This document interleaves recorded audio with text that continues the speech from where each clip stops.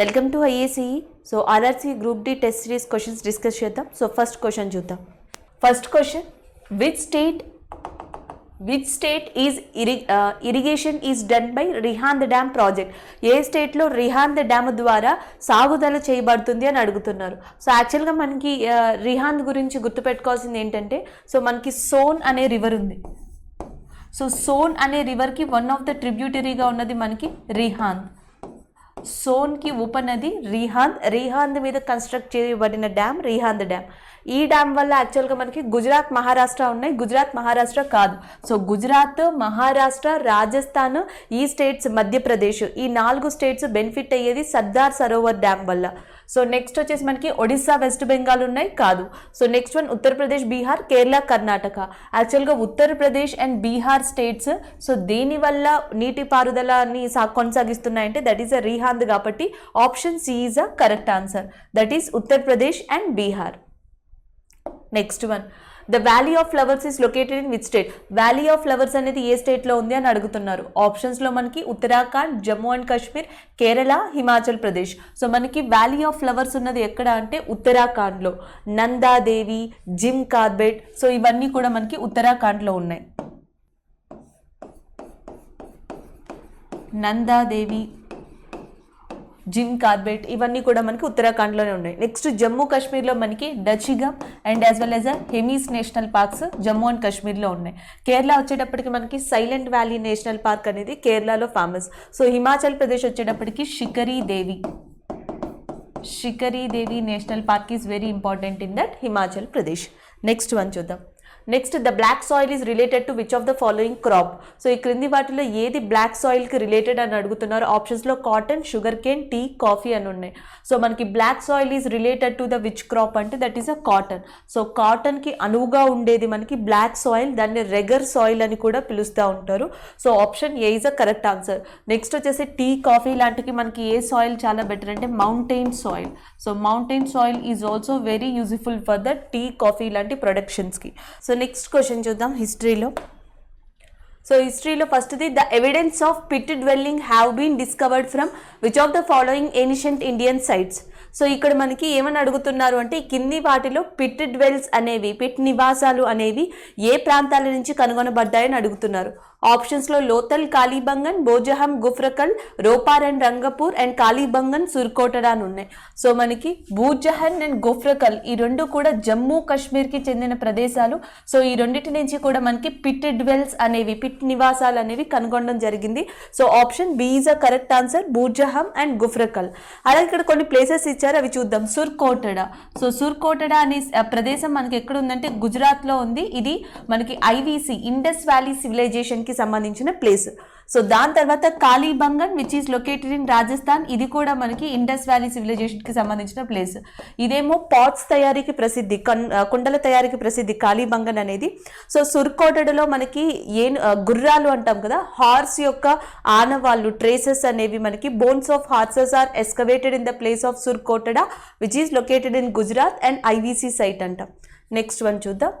So in 1837 1837లో James Prinsep deciphered and inscription Brahmi script referring to a king called Devanam Priyadarshi, the celebrated monarch known as by. So ఇక్కడ ఏంటంటే మనకి James ప్రిన్సిప్ అనే person మనకి 1839 ఆ ప్రాంతంలో కొన్ని ఇన్స్క్రిప్షన్స్ని కనుక్కున్నారు. ఆ శాసనాలన్నీ కూడా బ్రహ్మీ లిపిలో ఉన్నాయి. అయితే అందులో ఉన్న బ్రహ్మీ లిపిలో దేవనామ్ ప్రియ అని చెప్పేసి ఒక టైటిల్ ఉంది. ఆ టైటిల్ ఏ కింగ్ని ఇండికేట్ చేస్తుంది అని అడుగుతున్నారు. ఆప్షన్స్లో చంద్రగుప్త, విక్రమాదిత్య అండ్ కనిష్క, అక్బర్, అశోక. సో అశోకుడికి సంబంధించి దేవనామ్ ప్రియదర్శి అనే టైటిల్తో బ్రహ్మీ స్క్రిప్ట్లో కొన్ని ఇన్స్క్రిప్షన్స్ ఇండికేట్ చేశాయని సో మనకి జేమ్స్ ప్రిన్సిప్ ఇవ్వడం జరిగింది. Option A is a correct answer. So Brahmi స్క్రిప్ట్లో, ఖరోస్తి లిపిలో కూడా మనకి కొన్ని ఇన్స్క్రిప్షన్స్ అనేవి అశోకుడికి సంబంధించి ఇవ్వబడ్డాయి. నెక్స్ట్ వన్ చూద్దాం. The resolution of the fundamental rights and national economy policy were passed in which of the following sections of the Indian Congress. So ఇక్కడ ఏమని అడుగుతున్నారు అంటే ప్రాథమిక హక్కులు మరియు జాతీయ ఆర్థిక విధానంపై, సో ఫండమెంటల్ రైట్స్ గురించి, నేషనల్ ఎకనామిక్ పాలసీ గురించి ఏ ఐఎన్సి సెక్షన్లో తీర్మానించబడ్డాయని అడుగుతున్నారు. 1931 కరాచీ సెక్షన్. సో దీనికి సర్దార్ వల్లభాయ్ పటేల్ అధ్యక్షత వహించారు. సర్దార్ వల్లభాయ్ పటేల్ అధ్యక్షత వహించిన కరాచీ 1931 సెక్షన్లో fundamental rights and economic policy గురించి చర్చలు జరిగించడం, దాని గురించి రిజల్యూషన్స్ తీసుకోవడం జరిగింది. So Sardar Vallabhbhai Patel is a president of the 1931 Karachi section. Option C is a correct answer. Next one చూద్దాం. Who among the following is established Mewar kingdom in Rajasthan. Mewar కింగ్డమ్ని రాజస్థాన్లో ఎస్టాబ్లిష్ చేసిన పర్సన్స్ ఎవరని అడుగుతున్నారు. ఆప్షన్స్లో Nagaditya, Shiladitya, Bappa Rawal and Mahendra two. So మనకి బపా రవల ఎవరైతే ఉన్నారో, సో ఈ పర్సన్ మనకి మేవార్ కింగ్డమ్ని ఎస్టాబ్లిష్ చేశారు రాజస్థాన్లో. So option C is a correct answer. So ఇక్కడ ఇంకొక ఇంపార్టెంట్ థింగ్గా గుర్తుపెట్టుకోవాల్సింది ఏంటంటే మేవార్ కింగ్డమ్ ఎక్కువగా మనకి కనిపిస్తూ ఉంది హిస్టరీ క్వశ్చన్స్లో. సో మేవార్ కింగ్డమ్కి సంబంధించి ఇంకొక ఇంపార్టెంట్ థింగ్ ఏంటంటే రాణా ప్రతాప్ సింగ్. రాణా ప్రతాప్ సింగ్ మొఘల్స్తో చేసిన యుద్ధం హల్దీఘాట్ యుద్ధం. సో ఈ యుద్ధాన్ని కూడా గుర్తుపెట్టుకోండి. హల్దీఘాట్ వార్ అనేది ఆల్రెడీ డిస్కస్ చేసుకున్నాం. ఏ ఇయర్ అంటే 1576. Haldighat war is held between Akbar forces and Rana Pratap Singh the king of Mewar. So ఇక్కడ పాలిటీలో ఫస్ట్ క్వశ్చన్ చూద్దాం. When were the fundamental duties incorporated in the constitution. భారత రాజ్యాంగంలో ప్రాథమిక విధులు ఎప్పుడు చేర్చబడ్డాయని అడుగుతున్నారు. 1976లో ప్రాథమిక విధులు part 4A and article 51A ద్వారా మొట్టమొదటిగా 10 fundamental duties are introduced in Indian constitution. Later 86th amendment act in 2002 one more fundamental right is added to that Indian constitution. So totally right now we have a how many fundamental duties means that is 11. So 11వ fundamental డ్యూటీని, ప్రాథమిక విధిని 86th amendment act 2002 ద్వారా so దీంట్లో introduce చేయబడ్డారు. ఇప్పుడు ప్రస్తుతం మనకి 11 fundamental duties అనేవి ఉన్నాయి. Next one చూద్దాం. Next one, uniform civil code is mentioned in that which article of the constitution. మనకి యూనిఫామ్ సివిల్ కోడ్ అనేది దేంట్లో కనిపిస్తుంది అంటే directive principle of state policy, DPSP అంటాం, ఆదేశిక సూత్రాలు. సో ఆదేశిక సూత్రాలు మనకి 36 నుంచి 51 ఆర్టికల్స్ దాకా ఉంటాయి. సో ఆదేశిక సూత్రాల్లో యూనిఫామ్ సివిల్ కోడ్ అనేది కూడా కనిపిస్తుంది. అంటే ఇన్ ప్రెజెన్స్ ఆఫ్ లా రిలీజియన్ని వేరు చేసి ఆ మొత్తం ఆ స్టేట్లో రిలీజియస్ పరంగా రిలీజియస్ దానికి సంబంధం లేకుండా లా అనేది అందరికీ ఒకే విధంగా వర్తించబడేలా చేస్తుంది. సో యూనిఫామ్ సివిల్ కోడ్ని అప్లికేబుల్ చేస్తున్న స్టేట్స్లో వన్ ఆఫ్ ద స్టేట్గా మనం దేని చెప్పొచ్చు అంటే గోవా. సో అయితే ఇక్కడ 36 to 51 డిపిఎస్పి అని మాట్లాడుతున్నాం కాబట్టి సో ఇక్కడ చూడొచ్చు జనరల్గా 14 అనేది దీంట్లోకి రాదు. సో 14 వచ్చేసి మనకి దేంట్లోకి వస్తుంది అంటే ఫండమెంటల్ రైట్స్, ప్రాథమిక హక్కుల్లోకి వస్తుంది. సో నెక్స్ట్ 34 ఉంది. సో 34 కూడా మనకి దీంట్లోకి రాదు. సో నెక్స్ట్ వచ్చేసి 42, 44 ఉన్నాయి. సో మనకి 44 ఏదైతే ఉందో అది యూనిఫామ్ సివిల్ కోడ్ని వర్తిస్తుంది కాబట్టి option A is a correct answer. How does the constitution of India described India as. So భారత రాజ్యాంగం భారతదేశాన్ని ఎలా వర్ణిస్తుంది అని అడిగారు. యూనిటరియా, యూనియన్ ఆఫ్ స్టేట్సా, భరతవర్ష, ఫెడరేషన్ నేషనా. India that is Bharat, it's a union of states అని చెప్పేసి ఇండియన్ కాన్స్టిట్యూషన్లో మెన్షన్ చేసింది కాబట్టి ఇది రాష్ట్రాల యూనియన్. ఆ యూనియన్ ఆఫ్ స్టేట్స్ అనేది కరెక్ట్ వన్. సో మన కంట్రీలో స్టేట్స్ విడిపోవచ్చు, స్టేట్స్ మర్జ్ అవ్వచ్చు, కానీ మన కంట్రీ నుంచి స్టేట్స్ విడిపోవడానికి ఎలాంటి అధికారం, ఎలాంటి రైట్స్ లేవు. India that is a Bharat, it's a union of states అని చెప్పేసి ఆర్టికల్ 1 పార్ట్ 1లో మనకి మెన్షన్ చేసింది. Next one, which article of the Indian constitution direct the state government to organize village panchayats. భారత రాజ్యాంగంలో ఏ అధికారైనా పంచాయతీ రాజ్ వ్యవస్థ గురించి మాట్లాడుతుంది అని అడిగారు. సో ఆప్షన్స్లో 51, 40, 37, 32 ఉన్నాయి. సో మనకి ఆర్టికల్ 40 అనేది దేని గురించి మాట్లాడుతుంది అంటే పంచాయతీ రాజ్ సిస్టమ్ అనేది ఇండియాలో ఒకటి ఉండాలి, ఇండియన్లో ఉన్న విలేజెస్ని డెవలప్ చేయడం కోసం ఇలాంటి సిస్టమ్ ఇంట్రడ్యూస్ చేయాలని article 40 describes in DPSP regarding to that panchayats in India. So options is a correct answer. So next question economy నుంచి చూద్దాం. First question, tax on and import is an example of which among the following. So tax అనేది కింది వాటిలో దేనికి, tax on import దిగుమతుల మీద సుంకం, దిగుమతుల పైన పన్ను అనేది ఈ కింది వాటిలో దేనికి సూటబుల్ అవుతుంది? ఆప్షన్ ఏ ఫారెన్ ట్రేడ్ విదేశీ వాణిజ్యం, ఆప్షన్ బి ట్రేడ్ బ్యారియర్ వాణిజ్య అవరోధం, ఆప్షన్ సి ఎకనామిక్ గ్రోత్ ఆర్థిక అభివృద్ధి, గ్లోబలైజేషన్ ప్రపంచీకరణ. యాక్చువల్గా మనకి గ్లోబలైజేషన్ అవ్వాలి అన్నా, సో లేకపోతే నెక్స్ట్ ఆర్థిక అభివృద్ధి జరగాలి అన్నా, నెక్స్ట్ విదేశీ వాణిజ్యం అనేది ఇండియాలోకి రావాలి అన్నా, వీటన్నిటికీ మనకి ఇంపోర్ట్స్ అనేవి చాలా ఈజీ నామ్స్తో ఉండాలి. కానీ మనకి ఇక్కడ ఏంటి, ట్యాక్స్ ఆన్ ఇంపోర్ట్ అనేది ఒక బ్యారియర్ కింద యాక్ట్ చేస్తుంది కాబట్టి ట్రేడ్ బ్యారియర్ అని చెప్పొచ్చు. సో యాక్చువల్గా మనకి ఇంపోర్ట్ చేసుకునే వాటి మీద ట్యాక్స్ ఎక్కువగా ఉంది అనుకోండి, సో దానివల్ల ఏంటంటే ఎక్కువ పర్సంటేజ్ ఆఫ్ థింగ్స్ మనం ఇంపోర్ట్ చేసుకోలేము. సో దానివల్ల చాలా ప్రాబ్లమ్స్ కూడా ఫేస్ చేయాల్సి వస్తుంది కాబట్టి option B is the correct answer. It is a trade barrier.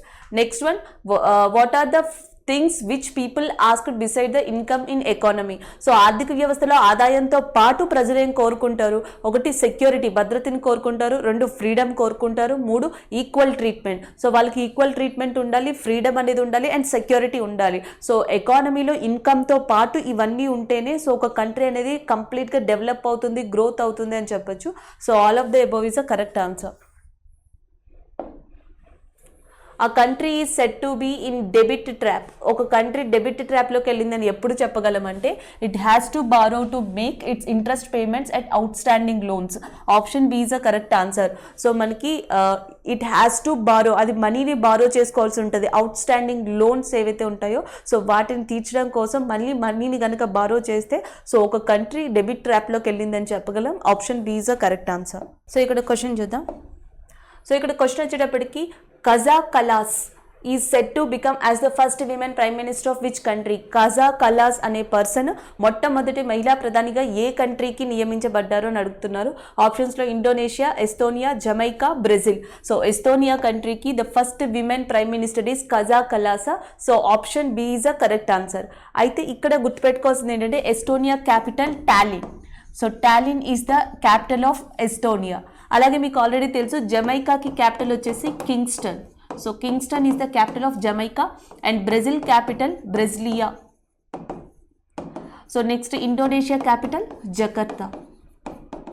So Indonesia capital Jakarta, Estonia capital టాలిన్ and next Jamaica capital Kingston and Brazil capital Brasilia and Kaja కలాసా is set to be become as the first women prime minister of which country అంటే that is Estonia.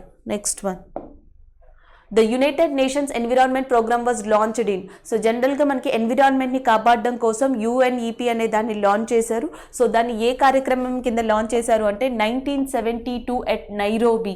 So ఆ section కింద మనకి United Nations environment programme యుఎన్ఈపీని launch చేశారు. దాని తర్వాత దీని కింద అనేక చట్టాలు తీసుకురాబడ్డాయి. మాంట్రియల్ ప్రోటోకాల్ కానీ, వియన్నా ప్రోటోకాల్ కానీ, కిగాలి అగ్రిమెంట్, టోక్యో ప్రోటోకాల్, ఈ అన్ని ప్రోటోకాల్స్ ఎన్విరాన్మెంట్ని ప్రొటెక్ట్ చేయడానికి రావడానికి మెయిన్ రీజన్ ఏది అంటే United nation environment programme.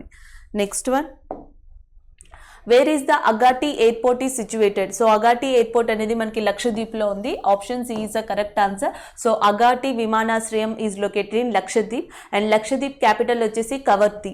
Next మనకి అండమాన్ అండ్ నికోబార్ ఐలాండ్లో ఉన్నది Veer Savarkar airport. So Veer Savarkar international airport అనేది మనకి ఎక్కడ ఉందంటే Andaman and Nicobar. So Andaman and Nicobar capital వచ్చేసి port Blair. Port Blair is the one of the youngest port in India అని కూడా చెప్పొచ్చు. సో ఇక్కడ ఫస్ట్ క్వశ్చన్ చూద్దాం. So which country has become the first country to get free COVID-19 vaccines through the COVAX scheme? So COVAX పథకం కింద ఏ country ఉచితంగా COVID వ్యాక్సిన్స్ని పొందనుంది? ఆప్షన్స్లో Angola, Sudan, Ghana, Congo. So actually ఇవన్నీ కూడా మనకి African countries. So African countries mostly వ్యాక్సిన్స్ని ఎఫర్ట్ చేయలేవు కాబట్టి world health organization, world bank, చాలా ఇంటర్నేషనల్ ఆర్గనైజేషన్స్, చాలా కంట్రీస్ దీనికి వివిధ పథకాల ద్వారా కాంట్రిబ్యూట్ చేస్తున్నాయి. అలా ఆఫ్రికాలో ఏ కంట్రీ కోవాక్స్ అనే పథకం ద్వారా కోవిడ్ వ్యాక్సిన్స్ని ఉచితంగా పొందుతుంది అంటే that is Ghana. Option B is a correct answer. Ghana is a country which is become as a first country to free COVID-19 vaccines through the COVAX scheme. So next Russia is the first country. So జంతువుల కోసం COVID వ్యాక్సిన్ని తయారు చేసిన first country అది Russia. So అది patent రైట్స్ని కూడా పొందడం జరిగింది. Next one, Toshali national crafts mela which was work making news recently was organised in which state or union territory. మనకి తోషాలి అనే నేషనల్ క్రాఫ్ట్స్ మేళా ఒకటి జరిగింది, అది ఏ రాష్ట్రంలో జరిగింది అని అడుగుతున్నారు. ఆంధ్రప్రదేశ్, ఉత్తరాఖండ్, బీహార్, ఒడిస్సా. సో మనకి ఒడిస్సాలో ఇటీవల తోషాలి నేషనల్ క్రాఫ్ట్స్ మేళా అనేది జరిగింది. So option A is a correct answer. So next computer question చూద్దాం. Which part of the computer does the arithmetic calculations. So కంప్యూటర్లో ఏ భాగం అర్థమెటిక్ క్యాలిక్యులేషన్స్ చేస్తుంది అని అడుగుతున్నారు. సో యాక్చువల్గా కీబోర్డ్ అనేది మనకి అవుట్పుట్ డివైస్ కింద చూస్తాం. కీబోర్డ్ కానీ మౌస్ కానీ ఇవన్నీ అవుట్పుట్ డివైజెస్లో వస్తాయి. Next CPU is nothing but a brain of computer అంటాం. Next arithmetic logic unit ALU is the part of the computer does the arithmetical calculations. So arithmetical calculations చేసే computer విభాగం ఏది అంటే that is a ALU. So that is option D is a correct answer. Arithmetic logic unit anta. So ALU is a option D correct answer. Thank you.